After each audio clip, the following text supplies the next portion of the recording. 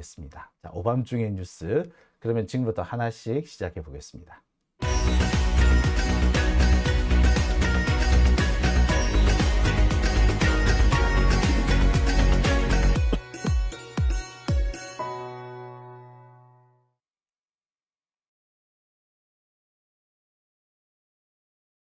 네, 오밤중의 뉴스 함께하고 계신 지금 시각 11시 22분입니다. 제가 잠시 물 한 잔을 마셨는데 이게 바로 목에 걸려버렸네요. 예. 예.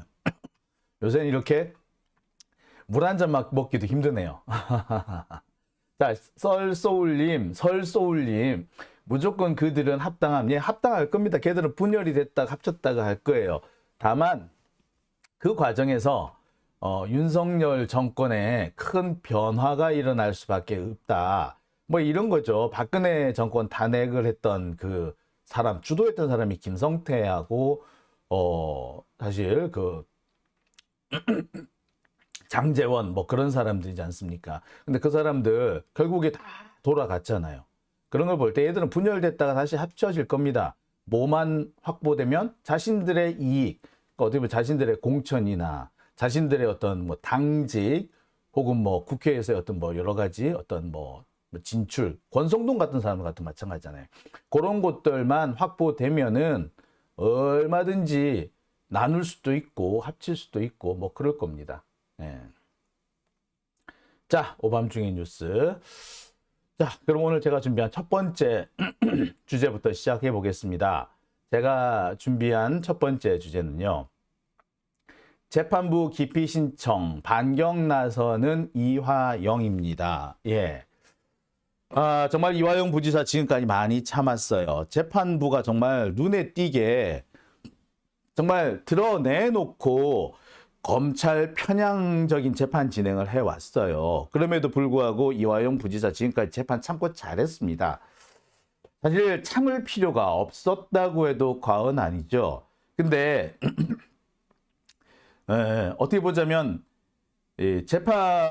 재판부 기피 신청을 빨리 내지 않은 것이 아쉽기는 하나 지금이라도 내는 것이 명분상으로는 더 유리할 수 있겠다. 그동안 죄송합니다.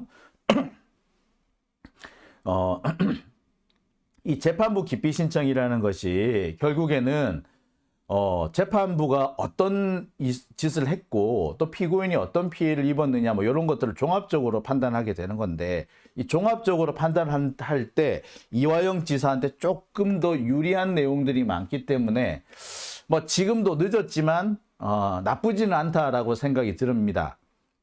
하지만 그동안 참 이화영 지사 많이 참았습니다. 그리고 결국 재판부 기피 신청을 내고 반격에 나서기 시작했습니다. 오는 23일 이화영 부지사 측에서 기자회견을 예고하고 있습니다. 경기도 의회에서 열릴 예정이에요. 이 자리에서 재판부 기피 신청을 제출할 예정이라는 것을 밝힐 것이고 그동안 법원이 신진우 부장판사 재판부가 얼마나 불공정한 재판을 했는지 그리고 형사소송법을 어떻게 위반했는지를 조목조목 밝히겠다라는 입장입니다. 상당히 중요한 대목이 될 것 같고요. 이것이 어떻게 보자면 여론 형성에도 큰 영향을 미치지 않을까라고 생각해 봅니다. 제가 볼 때는 그렇습니다. 지금까지 이화영 지사가 뭔가 잘못한 게 있지 않을까라는 식으로 진행되던 여론의 흐름이 반전을 기할 수도 있지 않을까라는 생각이 드네요. 지금 뭐 자세한 내용을 밝힐 수는 없겠습니다만 이화영 부지사 측에서 지금 제시하고 있는 재판부 기피 신청 사유들입니다. 검찰이 유도신문을 막 하고 있는데 그 유도신문에 대해서 전혀 제지를 하지 않습니다. 대장동 재판에서 보면은요, 검찰이 유동규에게 자꾸 유도성 신문을 자꾸 해요. 이 부분에 대해서 재판부가 반드시 제지를 했습니다. 그렇게 하시면 질문을 그렇게 하시면 유도신문이 된다. 그런 질문은 그렇게 질문하지 마시기 바란다 라고 분명히 했고 그렇게 유도성 질문이 있는 경우에는 재판부가 따로 별도로 재판부가 직접 신문을 해가지고 유동규의 표정을 유심히 살펴보는 그런 절차를 가졌습니다. 근데 이게 재밌는 게 여기에서 유동규가 많이 넘어갔어요. 검사가 질문할 때는 검사가 원하는 질문 답을 하죠. 이런 거 아니에요? 이렇게 말씀하셨는데 이거죠? 라는 식으로 유동규의 질문을 자꾸 유도를 합니다. 지난번에 이렇게 말하지 않았느냐, 또는 누구누구는 이렇게 말했는데 이거 아니냐, 뭐 이런 식으로 계속 유도신문을 했었는데, 이 유도신문에 대해서 재판부가 적절히 제지하고, 제지가 안 되는 경우에는 재판부 직접 신문을 통해서 아까 그렇게 말씀하셨는데 이 부분 좀 여쭤볼게요. 이거 뭔가요? 라고 딱 찌릅니다. 그러면 유동규가 갑자기 멈칫합니다. 멈칫하더니 말이 바뀌어요. 제일 좋은 예가 그런 겁니다. 김용 보원장한테 돈을 줬느냐, 얼마를 줬느냐, 준 거 확실하냐, 액수 그 액수가 맞느냐, 이렇게 따져 물었거든요. 처음 검찰이 신문할 때는 1,000만 원 맞죠? 이게 당시가 2013년 추석 무렵 맞죠? 이때가 추석 무렵일 때 연휴가 길었는데 연휴 끝나고 난 다음이죠? 이런 식으로 막 물어요. 유동규는 그렇다. 아, 생각해보니 그게 그런 것 같다. 왜냐하면은요? 하면서 막 이렇게 자기가 그렇게 생각하는 이유들을 막 이렇게 덧붙입니다. 여기에 대해서 딱 판사가 묻죠. 아까 1,000만 원 2013년 추석 무렵, 그리고 추석 연휴가 끝나고 난 다음에 줬다, 이렇게 말씀을 하셨는데 준 거 맞아요? 유동규가 주춤주춤합니다. 머뭇머뭇합니다. 그런 과정에서 나온 진술이 뭐였느냐면, 기억이 나지 않습니다야.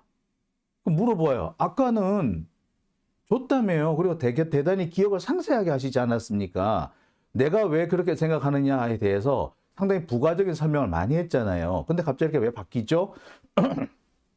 아까는 검사님이 그렇게 물으시니까 저 그렇게 생각이 들었는데, 재판에서는 생각나는 대로 말해야 된다면서요. 근데 지금 생각을 해보니까 기억이 안 나요. 이렇게 말을 바꾸는 겁니다. 자, 이렇게 검사의 유도신문을 적절히 제어해 줘야 되는데 묵인했어요. 심지어 공소사항이 아닌, 공소장에 전혀 들어있지 않은 것에 대해서 증인신문하는데도 제지가 이루어지지 않습니다. 제가 몇 차례 말씀을 드렸습니다만, 이화영 부지사 이 재판 중에 대북 송금 사건에 대해서 증인 신문이 많이 이루어졌어요. 근데 이 대북 송금 사건에 대한 이 부분에 대해서는 공소가 제대로 제기되지 않은 부분도 많았습니다. 근데 공소가 제기되지 않은 부분에 대해서 계속 신문이 진행되고 있는 거예요. 자, 이런 부분에 대해서 분명히 꼭꼭 집을 거라는 그런 예고가 나와 있습니다. 김광민 변호사 측에서 이렇게 발표를 했어요. 그리고 지금 가장 핵심되는 게 방북비용 300만 달러잖아요. 이게 이재명 대표를 위해서 김성태가 북한에 보내줬다라는 건데, 아니다. 이 방북비용 300만 달러는 김성태 지 자신의 방북비용이다 라는 것을 입증할 수 있는 증거가 어느 정도 나온 모양입니다. 이 증거도 부분적으로는 공개될 것 같습니다.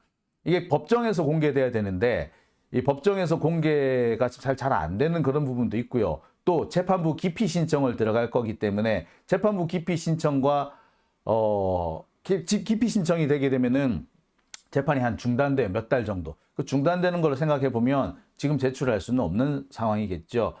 아마도 그리고 이 부분 방북비용 300만 달러는 김성태의 방북비용이다라는 증거, 이거는 아마 지금 이미 제출이 되어 있는데 재판부가 채택을 하지 않거나 또는 채택을 미루고 있거나 기타 등등 여러 가지 불공정한 상황이 벌어지고 있는 대목이라고 봐도 과언 아닐 겁니다. 자, 이런 내용들로 오는 23일 기자회견이 예정되어 있습니다. 다음 주 월요일 있죠.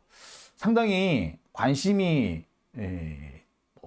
집중되고 있습니다. 제가 알기로는 이 기자회견이 경기도의회, 이거 김광민 변호사가 경기도의회 의원이기 때문에 아마도 이게 인터넷 등으로 생중계될 가능성도 있습니다. 제가 여러분들한테 생중계되면요, 여러분들한테 사이트 알려드리고요. 제가 또 중계방송을 하는 방안도 생각해 보겠습니다. 자, 그러면 여기서 제가 재판부 기피 신청에 대해서 설명을 좀 드리겠습니다. 재판부 기피 신청은요, 형사소송법에 나와 있습니다. 형사소송법 제2장 제17조와 18조에 법원 직원의 제척 기피 회피입니다. 법관의 제척 기피 회피 내용이 17조에 있고요. 제18조는 기피입니다. 제척은요, 무조건 빠져나야 되는 겁니다. 이건 의무사항이에요. 의무사항인데 이거는 법원에서 스스로 이거는 판사들한테 야, 너는 이게 해당되기 때문에 너 이 재판 맞지 마 라고 하는 겁니다. 이게 제척입니다. 그러니까 법원에서 스스로 판사한테 너는 이 재판 맞지 마 하고 제척하는 겁니다. 근데 이 제척을 하지 않을 경우에, 법원에서 제척을 하지 않을 경우에는 소송 당사자가 기피 신청을 할 수 있어요. 제척 사유로는 법관이 피해자일 때 또는 법관이 피고인이나 피해자의 친족 혹은 친족 관계가 있었던 자일 때 또는 뭐 법정 대리인, 후견 감독인, 증인, 감정인, 피해자의 대리인, 뭐 기타 등등, 그 다음에 법관이 사건에 관하여 검사 또는 사법경찰관의 직무를 행할 때 뭐 이렇게 쭉 있고요. 그 다음에 기피 신청 사유에는 뭐냐면 법관이 불공정한 재판을 할 염려가 있을 때라는 내용이 포함되어 있습니다. 자, 보시면 이렇게 되어 있어요. 제18조 검사 또는 피고인은 다음과 같은 경우에 기피 신청을 할 수 있다. 법관이 전조 각호의 사유에 해당될 때니까 17조 제척 사유에 해당될 때하고 제척 사유에 해당되지 않지만 불공정한 재판을 할 염려가 있을 때 기피 신청을 할 수가 있습니다. 자, 지금 딱 이화영 부지사 상황인 거죠. 법관이 불공정한 재판을 할 염려가 있을 때, 아니 지금 현재까지 재판부가 불공정한 재판을 했죠. 그러니까 이것을 생각해 본다면 당연히 이것은 기피 신청 대상이 되는 겁니다. 자, 그러면 기피 신청은 어떻게 진행이 되나요? 기피 신청은요, 해당 법원에 제출합니다. 법원에 제출하게 되고 제출하는 그 즉시 재판은 미뤄지게 됩니다. 재판이 안 열려요. 그 즉시 재판 중단되고 수원지방법원의 다른 재판부가 판단합니다. 보통 이 기피 신청의 경우에는 수원지방법원 부장판사들로 이루어진 대등재판부에서 관할하는 경우가 많습니다. 보통 제일 선임재판부에서 관할을 하죠. 선임재판부 1, 2, 3 그러니까 수원지방법원에서 부장판사들 중에서 제일 선임자 한 3사람 정도가 선임이 돼서 기피 신청을 받을지 말지를 판단합니다. 여기에서 기각이 되면 항고를 할 수 있고요. 또 대법원에 재항고까지 할 수 있습니다. 보통 이 재판부 기피 신청은 2달 정도 걸리기도 하고요. 좀 심한 경우에는 대법원까지 올라갔다 내려오면 한 넉 달 정도까지 걸리는 경우도 있습니다. 자, 결국 이화영 부지사의 재판은 앞으로 적어도 2달, 많으면 넉 달, 아주 길게 될 경우에는 6달까지도 걸릴 수가 있습니다. 자, 그런데 여기서 법원의 태도가 조금 법원의 태도를 바꿀 수 있는 요인들이 생기고 있죠. 바로 대법관하고 지금 현재 공석인 대법원장 때문입니다. 대법원장을 누구로 할 것이냐에 따라 가지고 앞으로 사법부의 분위기가 크게 바뀔 수가 있거든요. 근데 이 사법부의 분위기를 함부로 어떻게 보자면 사법부의 분위기를 좌우할 수 있는 대법원장의 임명권을 지금 현재 가지고 있는 거는 사실상 민주당입니다. 민주당에서 대법원장에 대해서 동의를 안 해주면 대법원장이 임명될 수가 없어요. 그리고 대법관도 앞으로 임기가 끝나는 대법관들이 꽤 있습니다. 줄줄이 있거든요. 그 대법관들에 대해서 국회에서 이렇게 동의를 안 해주면 줄줄이 다 임명을 할 수가 없게 돼요. 이런 상황이 벌어지게 되면은요, 수원지방법원이나 나중에 수원고등법원 같은 경우에 아무래도 정치권의 눈치를 볼 수밖에 없을 겁니다. 지금까지는 윤석열의 눈치만 집중적으로 봤다면 앞으로 양쪽 다 봐야 되는 상황이 생기는 거죠. 비교적 공정하게 재판이 진행될 가능성이 있다는 겁니다.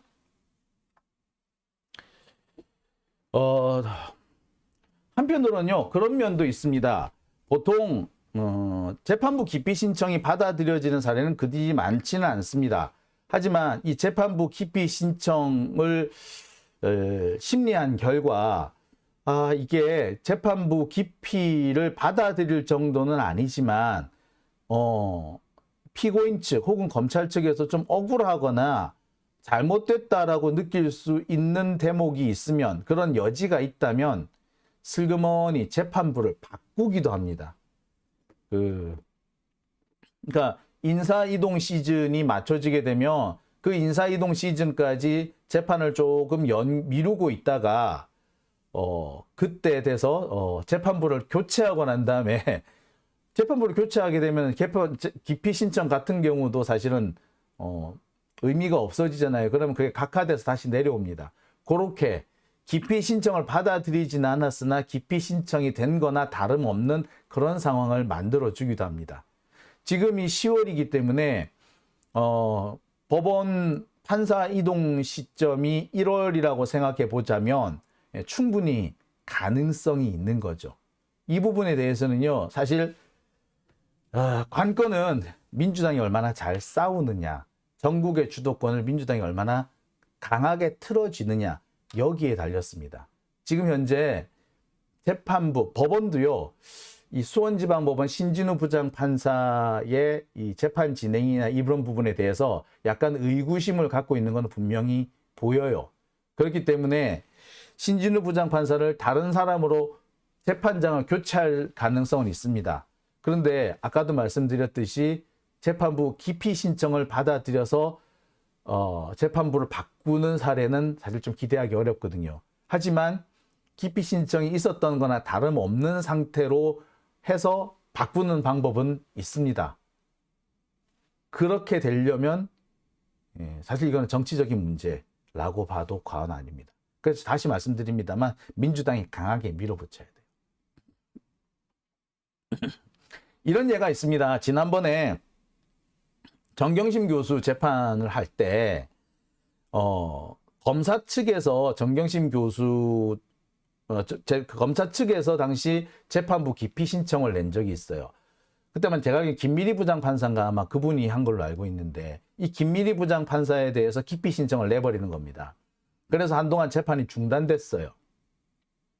그리고 이거는 고등법원, 대법원을 갔다가 내려오게 됐는데, 물론 기피 신청은 기각됐습니다. 하지만 김미리 부장판사는 그 다음 인사 이동 시즌에 옮겨가요. 다른 재판부로. 결국에 사실상 기피 신청을 받아들인 거나 다름없는 상황이 돼버린 거죠. 예, 똑같은 상황이 또 진행될 수 있습니다. 그런데 그때 김미리 부장판사에 대한 기피 신청이 사실상 받아들여지게 된 것은 그 당시 검찰의 기세가 너무 강했기 때문에 분위기상 바꿔주는 것이 사법부로서도 유리했기 때문에 그런 짓을 한 거거든요. 이번에 역시 마찬가지입니다. 똑같은 원리가 적용된다라고 보셔도 될 것 같아요. 자, 제가 여러 번 말씀드렸습니다만 이 신진우 부장판사는요, 문제가 많은 판사였습니다. 제가 누차 여러 차례 말씀을 드린 바 있습니다. 이화영 부지사에 대한 재판은 담당 판사가 변수다라는 얘기도 제가 몇 번 거의 대놓고 한 적도 있었습니다. 그럴 수밖에 없는 것이, 이 판사가 지금까지 재판 진행 과정에서 정말 석연치 않은 행동을 너무 많이 했습니다. 가장 문제가 되는 것이 바로 이화영 부지사에 대해서 구속영장을 3번째 발부했다는 겁니다. 이로써 이화영 부지사는 무려 1년 6개월이나 구속된 상태, 1심 선고가 나지 않았는데 1년 6개월이나 구속되는 상황이 벌어지게 됐어요. 이런 사례는 매우 드뭅니다. 정말 매우 드물어요. 구속영장이 3번씩이나 발부되는 사례는 없어요. 그것도 중간에 어느 정도 석방이 됐다가 다시 붙잡아 오는 것도 아니고 계속 연장으로 1년 6개월을 붙잡아 둔다? 아니, 이화영 부지사 지금 문제되고 있는 혐의들 그게 다 유죄가 나온다고 해도 실형이 2년 나오기 힘들어요. 그런데 지금 이렇게 돼버리면 대법원 확정 판결이 나기도 전에 석방이 될 가능성도 있어 버리는 겁니다. 그런데 이 사람을 1년 6개월씩이나 가둬둔다고? 이런 경우는 사실 제가 들어본 적이 없습니다. 이런 경우는 있었어요. 3번 연장으로 이렇게 구속영장이 발부된 사례는요. 여러분 알죠? 갑자기 이름이 생각 안 나요. 신정아, 신정아 여러분 기억하시죠? 학력 위조 사건의 주범이었던 신정아 같은 경우에 구속기간이 3번 연장이 된 적이 있습니다. 그런데 3번 연장이 돼서 최종적으로 이 사람이 확정 판결을 받았는데 징역 2년이 나왔거든요. 근데 징역 2년이 나왔는데 아니 1심에서 징역 2년이 나와가지고 2년 동안 다 살았어요. 다 살았는데 최종적으로 확정 판결은 몇 년이 났느냐? 징역 1년 6개월이 나버린 거예요. 그거 어떻게 됐다? 석방됐잖아요. 석방이 나중에 6개월 억울하게 6개월 더 살은 거냐? 아니에요. 그죠? 그 6개월 더 산 것 때문에 신정아는 어떻게 됐다? 형사 보상금을 받습니다. 이게 참 재밌는 게 1심에서 징역 2년인가 3년인가가 나오고 2심에서 2년인가 나오고 대법원에 갔는데 대법원에서 일부 파기환송을 내려요. 그래서 다시 재판을 했는데 1년 6월이 나온 겁니다. 근데 이미 그때 신정아는 2년 넘게 살아버렸어. 법원 사실상 불구속 상태에서 그렇게 살아버린 겁니다. 그럼 어떻게 됐겠어? 나머지 형기의 나머지 부분은 국가가 물어줬어요. 이제 그런 걸 막기 위해서 보통 이 구속영장 3번까지는 발부를 안 합니다. 그러니까 엄청난 중죄가 거의 확실해서 징역 한 10년쯤 나올 것 같은 사람들의 경우에는 그렇게 3번씩 4번씩도 발부를 할 수 있죠. 그런데 이렇게 사실 몇 년 실형이 나올지 안 나올지, 실형이 나오더라도 과연 1년 6개월 넘어갈까 싶은 이런 사건의 경우에 그것도 1심에서 이렇게 계속 붙잡아 두는 사례는 없어요. 근데 이게 참 호시우행님 좋은 말씀 하셨어요. 신정아 수사한 게 윤석열이죠. 그래서 윤석열인지 누구인지 되게 무서워가지고 신정아가 오줌을 지렸다 그런 얘기도 있죠. 자, 이런 점으로 볼 때 사실 판사, 이 신진우 부장판사는 문제가 되게 많습니다. 특히 재판 진행하는 과정에서 너무 이 검찰 쪽에 편향된 그런 행동을 했습니다.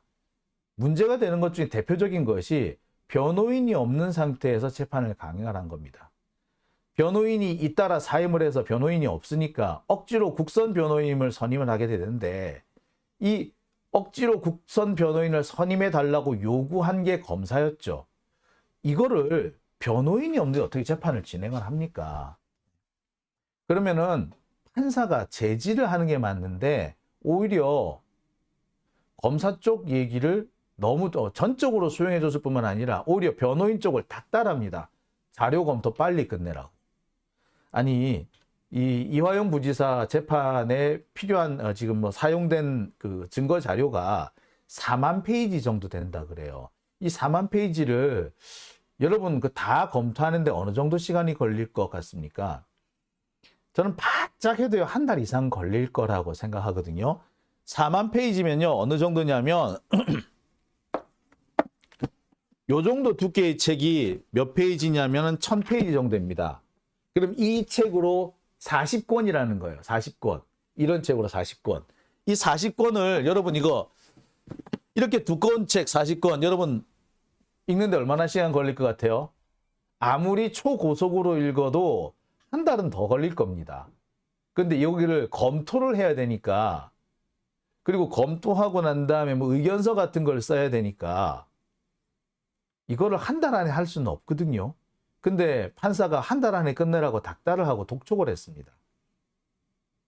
근데 이 변호인이 어떤 변호인이었느냐면 국선 변호인이었고 억지로 끌려와가지고 변호인석에 앉아야 됐던 사람입니다. 갑자기 너 국선 변호인 해 라고 불려왔는데 불려오자마자 너 여기 앉아서 재판해. 변론해 라고 앉혀놨던 거예요. 그래서 이 변호인이 재판 한 서너 번 할 때까지 꼬다는 보리자루 같이 그렇게 있었다고 합니다. 그런 상황이에요. 근데 여기다 대고 자료 검토 빨리 끝내라고 독촉을 했다고? 이게 판사입니까? 이 모든 사항은 다 검찰이 요구했기 때문에 검찰 요구를 그대로 마치 리피트 하듯이 검찰의 말을 따라 하듯이 그렇게 무슨 앵무새처럼 따라한 그런 상황이었습니다. 반면에 이화영 부지사 측에서 낸 의견서는 2번이나 무시했어요. 재번복할 수가 있으니까 신중하게 결정하라면서 이화영 부지사 측에서 낸 의견서는 다 되돌려 보냅니다. 현재까지도 이게 이화영 부지사 측에서 낸 의견서가 접수가 됐는지 안 됐는지 확인이 안 되는 정도예요. 오히려 이 과정에서 검사가 이화영 부지사를 협박합니다. 이화영 너 그러면 네가 다 뒤집어 쓸 수가 있어? 라고 했는데 이 부분을 더 정상적인 판사라면 검사님 그런 말씀 함부로 하시면 안 돼요 라고 딱 끊어야 되는데 멀뚱 쳐다보고 있었습니다. 그러니까 검사가 그렇게 피고인을 협박하고 압박하는데 법정에서 압박하는데 그거를 가만히 있는다? 참. 자, 더군다나 이 당시에 이화영 부지사를 법원 변호사 없이 재판한 이 과정이 어떤 과정이었느냐 하면은 바로 이겁니다. 이화영 부지사가 검찰의 압박 때문에 어쩔 수 없이 임의성 없이 진술했다라고 하는 이 대목과 관련된 부분이었어요. 사실 이런 내용이 있으면 과연 검찰이 어떤 짓을 했는지 확인을 하고 재판을 계속 이어나가든지 말든지 해야 되잖아요. 그런데 이 판사 그냥 갑자기 재판을 강행해 버립니다. 그러면서 검찰 측 증인을 그냥 불러와요. 그래서 텅 빈 변호인석, 법원 일단 김성태 증언을 듣는다 이렇게 됐단 말이에요. 변호인이 없는 상태에서 김성태 증인부터 들어버렸어요. 더 웃기는 거는 이 김성태 증언에 대해서 반대 신문이 지금 아직 못하고 있어요. 왜? 변호인이 있어야 반대 신문을 할 거 아니야. 변호인이 없으니까 반대 신문을 못한 거예요. 이런 게 재판입니까? 이런 상황을 하게끔 놔뒀다고요? 여러분 이 정도만 돼도 사실은 판사 탄핵 사유에 해당된다고 봐도 과언 아니에요. 이 판사 탄핵 사유예요, 이거는. 심지어 이화영 부지사의 변호인이 없어지게 된 그 과정에 무슨 일이 있었다? 검찰이 일부러 이화영 부지사의 접견을 막은 사태가 있었어요. 김광민 변호사가 재판 변호인으로 참석하기 위해서 이 선임계를 내려고 하는데 그 선임계를 만들려고 구치소를 찾아가려고 합니다. 그래서 면회 신청을 했어요. 근데 갑자기 검찰이 전화가 와가지고 이화영 부지사 오늘 저기 검찰청으로 오기로 했으니까 여기 와서 접견하세요 라고 했다는 거예요. 그런데 나중에 알고 봤더니 이화영 부지사는 안 간다고 한지 일찌감치 안 간다고 했다라는 거야. 그러니까 그동안 검사는 변호인 김광민 변호사한테 연락을 안 해주고 있다가 갑자기 다시 전화해가지고 이화영 안 오기로 했으니까 오지 마세요 라고 했다는 거야. 근데 이미 그때는 이 김광민 변호사가 접견을 가기로 한 시간을 넘어버리는 그런 상태였던 겁니다. 이런 상태에서 변호인이 부득이하게 없어지게 됐는데 그러면 한 주 정도 기다려줘야 정상 아닌가요? 근데 바로 강행을 해버리는 겁니다. 변호인이 없는데. 더 황당한 거는요. 국선 변호인을 선임을 하는 경우에도 재판부가 국선 변호인을 강제로 선임을 하는 경우에도 그 새로 선임된 국선 변호인이 이 재판 기록을 검토할 수 있는 시간을 줘야 돼요. 근데 신진우 부장판사는 그런 시간도 주지 않고 바로 강행을 해버립니다. 그러면서 오히려 재판을 빨리 하라고 닥달하고 있는 거죠. 누가 보더라도 재판을 불공정하게 진행한다라고 밖에 볼 수 없는 대목입니다. 부분적으로 이게 상황이 좀 바쁘게 됐으니까 일단 증언부터 들읍시다 라고 한 거라면은 적어도 검토할 수 있는 시간은 충분히 주는 게 맞죠. 그리고 적어도 자료를 빨리 보라고, 자료를 빨리 검토해서 의견서 내라고 닥달하지는 말아야 되는 거 아닙니까? 그런데 닥달까지 한 겁니다. 그렇다면은 이 판사는 애시당초에 일정한 선입견을 가지고 재판에 임하고 있다. 그래서 자신의 선입견대로 재판을 빨리 끝내버리고 싶다. 이런 생각을 하고 있다고 해도 과언 아니죠. 문제가 있는 판사인 겁니다. 그러니 당연히 기피 신청을 받아야 됩니다. 더군다나 저는 이 신진우 부장판사라는 사람이 상당히 문제가 많은 사람이라고 제가 여러 차례 말씀을 드렸죠. TK 출신으로서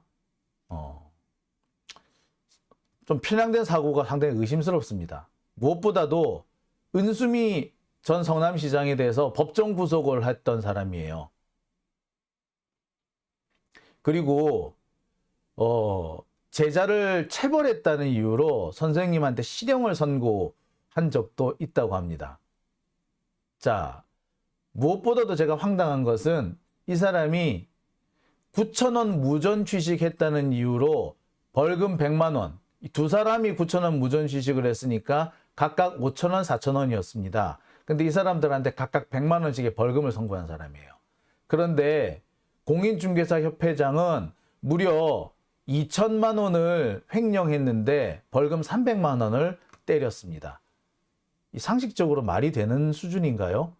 아니, 돈이 없어서, 배가 고프고 돈이 없어서 무전 취식한 사람한테는 벌금 100만 원씩을 떡떡 때리면서 몇 천만 원씩 횡령한 사람한테는 벌금 300만 원이라고요? 이게 정상적인 판사일까요? 이 판사가 계속 이화영 부지사의 재판을 맞도록 내둬야 할까요? 그죠? 아리아리님, 인상은 과학이다라고 하셨고요. 루시아님, 지 맘대로 판사라고. 예, 맞습니다. 이런 판사들이 참 문제인 거예요. 제가 법원에 가서 취재하기도 하고 제가 법정에 재판 당사자로서 참여해 보기도 하는데 판사가 법정에 들어올 때 이미 선입견을 갖고 들어오는 경우가 있습니다. 그러면 자기의 선입견하고 부합하지 않는 진술이 나오면 짜증을 내고 화를 내요. 판사가 짜증내고 화를 내는 이유가 뭐냐라고 우리가 뭐라 그러죠? 귀찮아서가 아니라 지가 판단 이미 다 내려놨는데 거기에 어긋나는 주장을 하잖아요. 그죠? 당사자는 그럴 수 있는 거 아니야. 근데 그게 짜증나는 거야. 나는 이미 결론 내렸는데 네가 왜 자꾸 이게 저 결론을 틀려고 지랄이야. 뭐 이런 거죠. 딱 신진우 부장판사 이런 사람이 딱 그런 사람, 지금 현재 하고 있는 태도가 딱 그런 거예요. 이 사람은 이화영 유죄야 라고 딱 정해놓고 있는 겁니다. 그리고 더 나가서 이재명이 유죄야. 그러니까 이화영 너도 유죄야. 이런 식의 판단을 내려놓고 유죄 판결이 나오게끔 유도하고 있는 겁니다. 지가 내린 결론에 맞춰놓고 있는 거지. 그래서 재판 진행 절차도 검사한테 무조건 유리하게 가고 있는 거예요. 이 사람이 이런 선입견을 가질 수 있는 이유는 간단해요. 본인의 정치적 입장이 크게 영향을 미쳤을 수밖에 없다라고 보는 겁니다. 지금 이 사람이 하는 행동을 보면은요, 그런 의심 피할 수가 없어요. 따라서 이 사람의 기피 신청 받아들여야 되고 재판부는 교체돼야 됩니다. 자, 오밤중의 뉴스. 제가 준비한 첫 번째 주제 여기까지입니다. 짧게 하려고 했는데 또 길어졌네요. 자, 스윙님 진작에 했었어야 한다고 하시죠? 예, 맞습니다. 햇님님 판사가 아니라 편사라고. 문영희님 탄핵하자라고요. 예, 저도 동의합니다. 간절님 답정너 판사냐고. 예. 러브레터님 이거 왜 뉴스에 안 나와요? 그러게 말입니다. 자, 오밤중의 뉴스. 제가 준비한 첫 번째 주제 여기까지입니다. 이어서 두 번째 주제로 넘어가겠습니다. 국유화 폐간 어떤 대통령도 할 수 없는 일인데 감히 제가 어떻게 그런 말을 한다는 것입니까? 이치에 닿지 않는 말을 가지고 사람을 이렇게 몰약해서는 안 됩니다.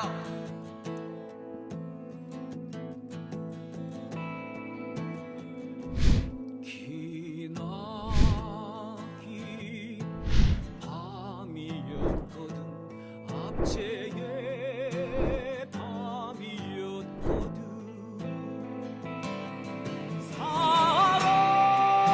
사랑이 한 몸 썩어져 이 붉은 사나에 사랑 네, 오밤중의 뉴스 함께하고 계신 지금 시각 11시